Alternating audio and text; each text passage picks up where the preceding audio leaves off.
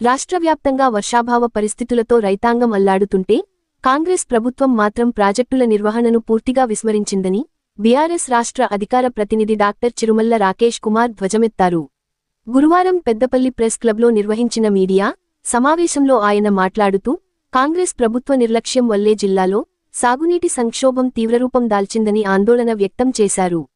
గత ఏడాది ఇదే సమయానికి జిల్లాలో 2.79 లక్షల ఎకరాల్లో సాగు జరగగా ఈసారి అది కేవలం 12,000 ఎకరాలకే పరిమితమైందని రాకేష్ కుమార్ గణాంకాలతో సహా వివరించారు. D83, D86 కాలువల ద్వారా నీటి సరఫరా నిలిచిపోవడం, ఎల్లమ్మ చెరువుతో సహా జిల్లాలోని పలు చెరువులు ఎండిపోయి భూగర్భ జలాలు అడుగంటడం ప్రభుత్వ వైఫల్యానికి నిదర్శనమని ఆయన విమర్శించారు. 20 టీఎంసీల సామర్థ్యం ఉన్న శ్రీపాద ఎల్లంపల్లి ప్రాజెక్టులో ప్రస్తుతం కేవలం 7 టీఎంసీల నీరు మాత్రమే ఉందని, ఇది తాగునీటి అవసరాలకే సరిపోని దుస్థితి ఉందని ఆవేదన వ్యక్తం చేశారు. గోదావరిలో లక్షలాది క్యూసెక్కుల నీరు వృథాగా సముద్రంలోకి వెళ్తున్నా వాటిని ఒడిసిపట్టడంలో ప్రభుత్వం విఫలమైందని విమర్శించారు. గత ప్రభుత్వం నిర్మించిన మిషన్ కాకతీయ, మిషన్ భగీరథ, కాళేశ్వరం ప్రాజెక్టులు అందుబాటులో ఉన్నా నేడు సరైన నిర్వహణ లేక ప్రాజెక్టులు వెలవెలబోతున్నాయని ఆరోపించారు. సమీపంలోనే గోదావరి ప్రవహిస్తున్నా కన్నెపల్లి పంప్హౌస్ ద్వారా అన్నారం, సుందిళ్ల బ్యారేజీలను నింపి ఎల్లంపల్లికి నీటిని తరలించడంలో ప్రభుత్వం విఫలమైందని పత్రికా సమావేశానికి ఇచ్చేసిన పాత్రికేయులందరికీ కూడా నమస్కారం. ఈరోజు వర్షాభావ పరిస్థితుల వల్ల తెలంగాణ మొత్తం కూడా నీటి కొరతతో తల్లడిల్లుతున్నటువంటి పరిస్థితి. ప్రధానంగా పెద్దపల్లి జిల్లా ప్రాంతంలో ఈరోజే అంటే ఇక్కడ ఉన్నటువంటి పెద్దపల్లి పట్టణానికి ఆనుకున్నటువంటి ఎల్లమ్మ చెరువును కూడా మేము సందర్శించడం జరిగింది. ఎల్లమ్మ చెరువు పరిస్థితి ఈ విధంగా ఉంది. మొత్తం చెరువు ఎండిపోయి ఎక్కడికక్కడ నీళ్లు లేనటువంటి పరిస్థితి. అదేవిధంగా వర్షాభావ పరిస్థితుల వల్ల ఆరుతడి పంటలే వేసుకోవాలని చెప్పేసి ఈ రాష్ట్ర మంత్రి, వ్యవసాయ శాఖ మంత్రి గారు, ఇక్కడ ఉన్నటువంటి వ్యవసాయ శాఖ అధికారులు, ఈ జిల్లా కలెక్టర్ కూడా రైతులకు పిలుపునివ్వడం జరుగుతుంది. కానీ తలాపునే గోదావరి పారుతుంటే ఆ గోదావరిలో రోజు లక్ష క్యూసెక్ల నీరు వృధాగా సముద్రంలో పోతుంటే ఒడిసిపట్టే తెలివి లేనటువంటి ప్రభుత్వం ఈరోజు తెలంగాణలో కాంగ్రెస్ పార్టీ తన ప్రభుత్వాన్ని మనుగడ సాగిస్తుంది. ఎన్నో ప్రాజెక్టుల నిర్మాణం చేశారు కేసీఆర్ గారి ఆధ్వర్యంలో. అది మిషన్ కాకతీయ కావచ్చు, మిషన్ భాగీరథ కావచ్చు, కాళేశ్వరం ప్రాజెక్టు కావచ్చు, పాలమూరు ఎత్తిపోతలు కావచ్చు, వివిధ పథకాల రూపకల్పన చేశారు. వాటిని నిర్మించడం కూడా కంప్లీట్ అయింది. Not only irrigation project, even though Hyderabad లో నిర్మించినటువంటి కమాండ్ కంట్రోల్ స్టేషన్ కావచ్చు, సెక్రటరియట్ కావచ్చు, యాదగిరి గుట్ట కావచ్చు, టీ హబ్ కావచ్చు, ఎక్కడ చూసినా ఒక అద్భుతమైన ప్రగతిని నిర్మిస్తూ ముందుకు పోవడం జరిగింది. కానీ ఈరోజు కాంగ్రెస్ పార్టీ దుస్థితి ఏంటంటే కుంభకోణాలు, ల్యాండ్ గ్రాబింగ్, అదేవిధంగా బొగ్గు కుంభకోణం, టెలిఫోన్ల కుంభకోణం, ఇసుక కుంభకోణం, ఒక మాఫియా ప్రభుత్వం ఇక్కడ మనుగడ సాగిస్తుంది. నేను ఒకటే అంటున్నా, నిన్న మన పెద్దపల్లి ఎమ్మెల్యే గారు వెళ్ళి కరీంనగర్లో ప్రెస్ మీట్ పెట్టొచ్చు. ఎస్, మేము ప్రెస్ మీట్ వెల్కమ్ చేస్తున్నాం. ఆ ప్రెస్ మీట్ ఏదోను ఎల్ఎండి డ్యామ్ మీదనో ఎంఎండి డ్యామ్ మీదనో పెట్టుంటే బాగుండేది. ఆ డ్యామ్లో నీళ్లు ఉన్నాయా లేవా నీకు తెలిసేది. అదే ప్రెస్ మీట్ ఈ రోజు కూడా మేము రిక్వెస్ట్ చేస్తున్నాం, మీరు పోయి కాళేశ్వరం కన్నెపల్లి పంపోజ్ దగ్గర పెట్టుంటే ఆడ నీళ్లు ఉన్నాయా లేవో తెలుస్తాయి. మేము అడుగుతుంది ఏంది, బ్యారేజ్ గేట్లు ఏమేయమనట్లేదు. కన్నెపల్లి పంపోజ్ ఆన్ చేస్తే అన్నారం, సుందిళ్ళ బ్యారేజ్ నింపొచ్చు, తర్వాత ఎల్లంపల్లి ప్రాజెక్టులోకి నీళ్లు పంపించచ్చు. ఈరోజు ఎల్లంపల్లి ప్రాజెక్టు యొక్క కెపాసిటీ 20 టీఎంసీలు అయితే ఈరోజు 7 టీఎంసీలే దాంట్లో ఉన్నాయి. దానికి రోజు ఎన్టీపీసీకి ఇవ్వాలి, హైదరాబాద్ డ్రింకింగ్ వాటర్కి ఇవ్వాలి, ఇక మిగిలిన నీళ్ళు ఏంది. అదేవిధంగా ఎస్ఆర్ఎస్పి తీసుకుంటే 80 టీఎంసీల కెపాసిటీ, ఈరోజు దాంట్లో 15 టీఎంసీలే ఉన్నాయి. మరి రేపు సాగునీళ్ళు ఎట్లా, తాగునీళ్ళు ఎట్లా, ఈ రాష్ట్ర పరిస్థితి ఏంది అని చెప్పేసి ప్రశ్నిస్తే దానికి అవాకులు చవాకులు పేరుతుంది. ఏమనంటే ముఖ్యమంత్రి గారి భాష ఎట్లుంటది, రక్తం చల్లితే పంటలు వండుతాయి, ఎవరు రక్తం చల్లన్నా ప్రజలు నిర్ణయం తీసుకుంటారు, రాబోయే కాలంలో ప్రజల నిర్ణయాన్ని కూడా ఇంప్లిమెంట్ చేస్తారు. అధికారంలో ఉన్నది కాంగ్రెస్ పార్టీ, నీళ్ళు ఇవ్వాల్సింది కాంగ్రెస్ పార్టీ. మీకు పదవులు రాగానే పెదవులు మూసుకుంటూ కాదు, రైతాంగం గురించి రైతుల గురించి మాట్లాడండి. నేను ఒకటే డిమాండ్ చేస్తున్నా, పెద్దపల్లిలో సన్న బియ్యానికి ఎంత వరకు మీరు బోనస్ చెల్లించారు లెక్కలు బయట పెట్టుర్రి. 6 సీజన్లల్లా పెద్దపల్లి జిల్లాలో రైతు బంధు రైతు భరోసా ఎన్ని విడతలు ఇచ్చిర్రు లెక్క బయట పెట్టుర్రి. బీసీ ఫీజు రియంబర్స్మెంట్ ఎంత ఇచ్చిర్రు లెక్క బయట పెట్టుర్రి.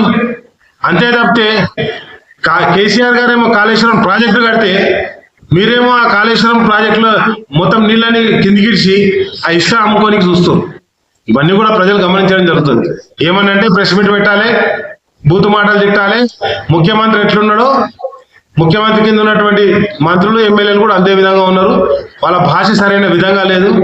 ఈటకే జవాబు పత్తర్ సే దేంగే, లేకిన్ టైం వచ్చినప్పుడు తప్పకుండా దానికి సమాధానం చెప్తాం.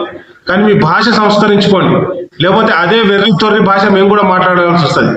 మొన్న మాట్లాడితే ఏమంటారు, హరీష్ రావు గారు మంత్రి పదవి గురించి ఆశపడుతున్నాడు. హరీష్ రావు మంత్రి పదవి గురించి ఏ రోజు ఆశపడలే. మీకు నిన్నగాక మొన్న పదవి వచ్చింది కావచ్చు విజయరామారావు గారు, మీకు వచ్చి 2 నెలలు కూడా అయితే లేదు, 2-3 నెలలు అవుతుంది కావచ్చు. హరీష్ రావు గారు 2004లోనే మంత్రిగా చేశారు. కేటీఆర్ గారికి మంత్రి పదవి, కేటీఆర్ గారు ప్రెసిడెంట్, మా వర్కింగ్ ప్రెసిడెంట్, ఆయన మంత్రిగా చేసిండు, టీఎఫ్ సృష్టించిండు, ఐటీ కంపెనీలను తీసుకొచ్చిండు. మీరేం తీసుకొచ్చారు? ఉన్న భూములు అమ్ముకుంటూ ఏలవేసుడు, లాస్ట్కి వస్తే మీదో ప్రభుత్వం డబల్ రిజిస్ట్రేషన్ ప్రభుత్వం. ఎస్బీఐ బ్యాంక్ భూములను కూడా దొంగతనంగా రిజిస్ట్రేషన్ చేసి అమ్ముకున్నటువంటి ప్రభుత్వం మీది ఏం పంచాయతీ నడుతుంది ఈరోజు? కొండా సురేఖకు, కడియం సిఆర్ గారికి, ఏది అక్కడ ఉన్నటువంటి 9 బ్లాక్ గురించి ఉప ముఖ్య భట్టి గారికి, కొమ్మటిరెడ్డి వెంకటరెడ్డికి, ఇవే పంచాయతీ నడుస్తున్నాయి మీకు. లేకపోతే ఏమైంది, పొంగులేటి శ్రీనివాసరెడ్డి గారు కొడుకు కబ్జా చేసినటువంటి ల్యాండ్, లేకపోతే వాళ్ళు పెట్టినటువంటి దొంగ క్రషర్లు, వాటి మీద నడుస్తుంది. ఏడున్నది అభివృద్ధి సంక్షేమం చెప్పండి? రోజుకొక పంచాయతీ, రోజుకొక అవినీతి, రోజుకొక కుంభకోణాలు. కాబట్టి ఒకటే ఈరోజు ప్రజలు అడుగుతుంది ఏంటంటే, ఈరోజు వర్షాభావ పరిస్థితుల వల్ల ఇక్కడ మొత్తం నీటి లెవెల్స్ అన్ని కూడా పడిపోవడం జరిగినాయి. ఇప్పటికే 1.5 మీటర్స్ అంటే గ్రౌండ్ వాటర్ కిందికి వెళ్ళిపోయింది.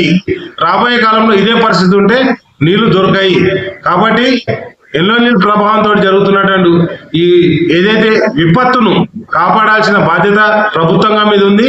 మీరు వెంటనే కన్నెపల్లి మోటార్లు ఆన్ చేసి నీటిని ఇవ్వకపోతే తప్పకుండా రేపు పొద్దుగాల మా కేటీఆర్ గారు పిలుపునిచ్చినట్టుగా పెద్ద ఎత్తున రైతులతో ఉద్యమించి కన్నపల్లి పంపోదులను చుట్టుముట్టి వాటిని ఆన్ చేసుకోవాల్సిన ఆవశ్యకత ఏర్పడుతుంది. ఎందుకంటే ప్రజెంట్ పెద్దపల్లి జిల్లాలో లాస్ట్ ఖరీఫ్ సీజన్ లో 2,75,990 ఎకరాల సాగు విస్తీర్ణం జరిగింది. మరి ఈసారి ఎంత జరిగింది? మీ వ్యవసాయ అధికారులను డిక్లేర్ చేయమని చెప్పండి. అండ్ నెక్స్ట్ వచ్చేసి ఇంకొకటి, యూరియా గురించి RFCL ఆల్రెడీ బంద్ అయిపోయింది. మీ ముఖ్యమంత్రి గారేమో సిద్దిపేట బహిరంగ సభలో RFCL మన జీవనాధారం అంటారు. ఇప్పటివరకు దాని గురించి పట్టించుకున్న దాఖలాలు లేవు. మొత్తం కూడా రాష్ట్రాన్ని దోసుకోనికి, మీ ముఖ్యమంత్రి సరదాలు తీసుకోనికి, ఫుట్బాల్ ఆడనీకో, అందాల పోటీలు పెట్టనీకో, లేకపోతే ఆయన ఆక్స్ఫర్డ్ యూనివర్సిటీలో చదువుకోనికో ప్రభుత్వ పైసలు వాడుకుంటుడు తప్పితే ఒక్క బడుగు బలహీన వర్గాన్ని ఆదుకుండో, ఒక రైతన్నను ఆదుకుండో సోయి కూడా లేనటువంటి ప్రభుత్వం మీది. ఏమనంటే రోజు పంచాయతీ అయినట్టు మీ పదవుల పంచాయతీ నడుతుంటది.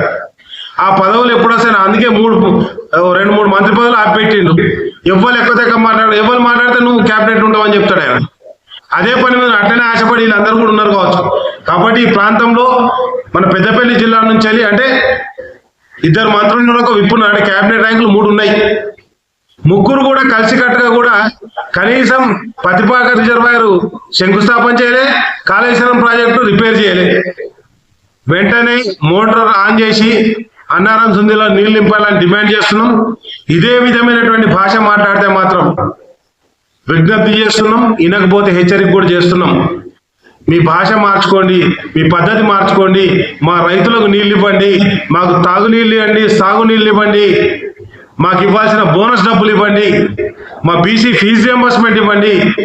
మీ కోరికలు కూడా చెప్పట్లేదు మేము. నువ్వు తులం బంగారం ఇస్తా అన్నదో, మహిళలకు 2,500 ఇస్తా అన్నదో, ఇంకేం చెప్పట్లేదు.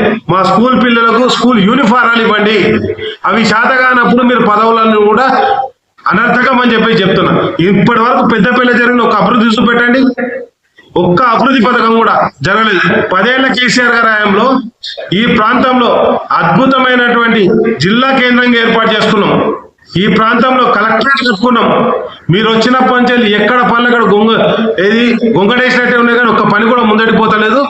మీరు చేసుకునే వ్యాపారాలు మీరు చేసుకొని మేము కాదంటలేము, కానీ ప్రజల బాగోగులు కూడా పట్టించుకోండి అని చెప్పేసి వీళ్ళకందరూ కూడా విజ్ఞప్తి చేస్తూ, ఒకవేళ నీళ్లు రాకపోతే మాత్రం తప్పకుండా మీ ముఖ్యమంత్రి గారు కోరుకున్నట్టే రక్తం చిందాల్సిన సమయం ఆసన్నమైనప్పుడు తప్పకుండా రైతుల ఆధ్వర్యంలో అధికార పార్టీ రక్తానికి మీరు సిద్ధంగా ఉంటారని చెప్పేసి కూడా వాళ్ళకి హెచ్చరిక జారీ చేస్తున్నారు. సమావేశంలో పట్టణాధ్యక్షుడు ఉప్పు రాజ్ కుమార్ గారు, వైస్ చైర్మన్ మొబీర్ గారు, మాజీ కార్పొరేటర్ స్వామి గారు, అదేవిధంగా మేకల కుమార్ గారు, దేవేందర్ రెడ్డి గారు అండ్ రాజు, ఉప్పు శివ, మనోజ్, నాగరాజ్, కిరణ్ తదితరులందరూ కూడా పాల్గొనడం జరిగింది. మరిన్ని లేటెస్ట్ అప్డేట్స్ కోసం SN Telugu news TV channel ని సబ్స్క్రైబ్ చేయండి, లైక్ చేయండి, షేర్ చేయండి.